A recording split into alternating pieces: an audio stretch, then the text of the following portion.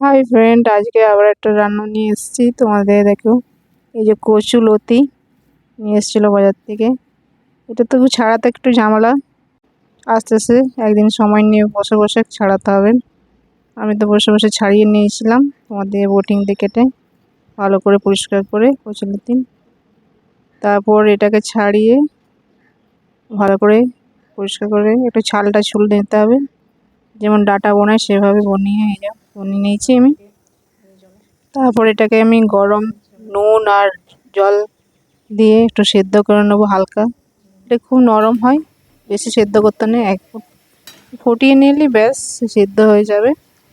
সিদ্ধ হওয়ার পর এটাকে আমি ভাপিয়ে নিলাম, এবং ভাপিয়ে নেওয়ার পর রেখে দিলাম, জলটা ঝরে নিয়েছি। তারপরে একটু পেঁয়াজ, আমি বাড়িতে যেভাবে রান্না করেছি সেইভাবে তোমাদের সাথে ভিডিওটা যতটুকু করেছি সেভাবে শেয়ার করছি। একটু কুমড়ো আলু দিয়ে দিয়েছি।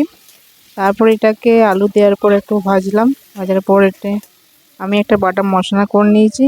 আর এটা করেছি হচ্ছে ছোলা বাড়িতে থাকেনি, সেই জন্য কি কাবলি ছোলা ছিল, কাবলি ছোলা দিয়ে দেখি করে এই কাবলি ছোলা দিয়ে করে নিয়েছি তোমার সাথে। এই জন্য বিশেষ করে কাবলি ছোলা দিয়ে করলাম, খেতে কিন্তু খুব ভালো হয়েছে সেইভাবে বলছি। কাবলি ছোলাটাকে সেদ্ধ করে নিয়েছিলাম।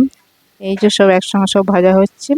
আর একটা মানে পেস্ট মানে মশলা করে নিয়েছিলাম, আদা রসুন, তারপরে টমেটো, সব একসঙ্গে মশলা যা তোমরাও দিতে পারো, সব রকম মশলা, নুন হলুদ সব দিয়ে দেবে ভালো করে। যেভাবে তরকারি রান্না করে সেভাবেই এটা রান্নাটা, কচুলতিটা। আর এটা মাছ দিয়ে, অনেকে চিংড়ি মাছ দিয়ে করলে তো খুব ভালো টেস্ট হয়। এটা আমি চিংড়ি মাছ নয়, মাছ ছাড়াই করেছি। দেখো, খেতে কিন্তু খুব ভালো হয়েছে, খেলাম। এই যে মশলাটা দিলাম, মশলাটা দিয়ে এখন কুমড়োটা আলুটা সেদ্ধ তো হয়ে গেছে ভাজতে ভাজতে।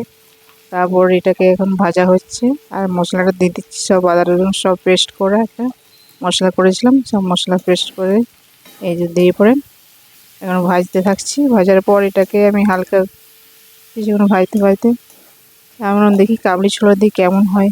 এখন তো করেই ফেললাম, খুব ভালো হয়েছিল খেতে।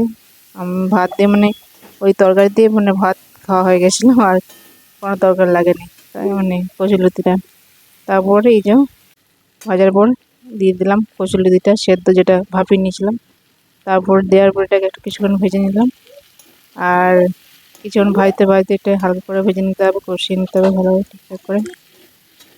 তারপর ভাজার পর এটাকে আমি একটু কিছুক্ষণ এই করে, তোমরা একটু গরম মশলা দিতে পারো। আমি ঘি দিয়েছিলাম, এই যে নারকেল কুচিয়েছিলাম, নারকেল কোড়া দিয়ে দিলাম আমি। তারপরে নারকেল কোড়া দেওয়ার পর আস্তে আস্তে আবার কিছুক্ষণ ভাজলাম। তারপরে হালকা হালকা জল দেবে, মানে জলের ছিটা যেভাবে দেয় সেই রকম জলের ছিটা দিতে দিতে রান্নাটা করবে, খুব বেশি জল দেবে না সেভাবে। আর মাখা মাখা হয়ে যাবে কচুলতিটা, দেখো সুন্দর খেতে লাগবে। আমি তারপরে রান্নাটা নামানোর পর আমি আবার ঘি দিয়ে দিয়েছিলাম একটু, খেতে কিন্তু খুব দারুণ হয়েছে, ঘি দিয়ে দিলাম। আর তোমার সাথে রান্নাটা শেয়ার করলাম। কচুলতি তো সবাই তো অনেক রকমের করে, এটা আমি আমার মতন করলাম, সত্যি খেতে কিন্তু খুব ভালো হয়েছিল। তোমার থেকে রান্নাটা আমি কীভাবে করেছি না করেছি একটু যতটা ভিডিও করতে পেরেছি সেটা তো তোমাদের সাথে শেয়ার করে দিলাম। আর ভালো লাগলে অবশ্যই লাইক এবং সাবস্ক্রাইব করবে। আর বাই বাই, ভালো লাগলো দেখো রান্নাটা আমার, আমি তো বলে দিয়েছি সেইভাবে তোমরা করে দেখো।